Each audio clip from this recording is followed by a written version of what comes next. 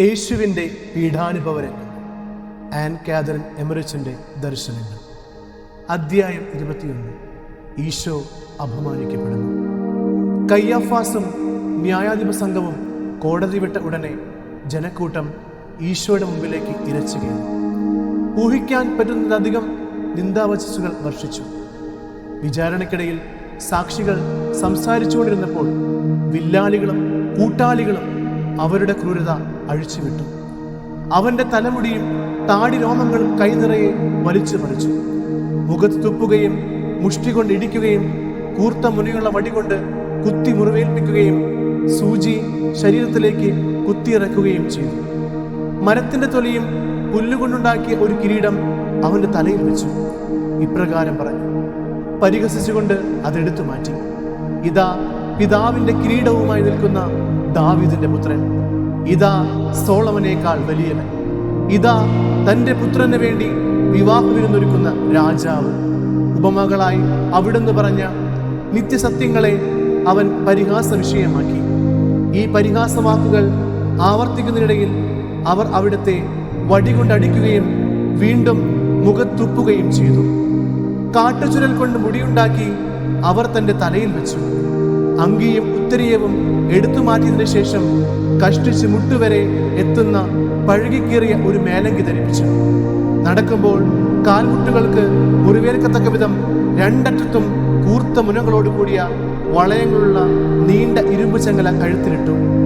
അവന്റെ കൈകൾ അവർ വീണ്ടും കൂട്ടിക്കെട്ടി ഒരു ഞാങ്ങണ പിടിപ്പിച്ചു. അവിടുത്തെ ദിവ്യവദനം തുപ്പൽ കൊണ്ട് മൂടി. പലവിധ മലിന വസ്തുക്കൾ എറിഞ്ഞ് അവിടുത്തെ അവർ വിരൂപനാക്കി. അഴുക്കു തുണി കൊണ്ട് കണ്ണും മൂടിക്കെട്ടി അവനെ അടിച്ചു. ഉച്ചത്തിൽ വിളിച്ചു ചോദിച്ചു, നിന്നെ അടിച്ചതാരാണ്? ഓ ക്രിസ്തുവേ, ഞങ്ങളോട് പ്രവചിക്കുക.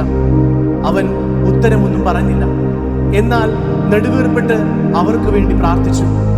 വളരെയധികം നിന്ദനങ്ങൾക്ക് ശേഷം കഴുത്തിൽ തൂക്കിയിട്ടിരുന്ന ചങ്ങലയിൽ പിടിച്ച് ന്യായാധിപ സംഘം ഇരിക്കുന്നിടത്തേക്ക് അവൻ ഈശോയെ വലിച്ചു കൊണ്ടുപോയി ഇപ്രകാരം വിളിച്ചു പറഞ്ഞു, വൈക്കോൽ രാജാവേ, മുന്നോട്ട് പോവുക. ഞങ്ങൾ തന്ന രാജകീയ ബഹുമതികളോടെ ന്യായാധിപ സംഘത്തിന് കാണിച്ചു കൊടുക്കുക. ആലോചന സംഘത്തിന്റെ വലിയൊരു ഭാഗം കയ്യാഫാസിന്റെ നേതൃത്വത്തിൽ അപ്പോഴും മുറിയിൽ തന്നെ ഉണ്ടായിരുന്നു. വിശുദ്ധ കർമ്മങ്ങളെ അപഹാസ്യമാക്കിക്കൊണ്ട് അവിടെ അരങ്ങേറിയ ആ രംഗം അവർ അംഗീകരിക്കുകയും അതിൽ സന്തോഷിക്കുകയും ചെയ്തു.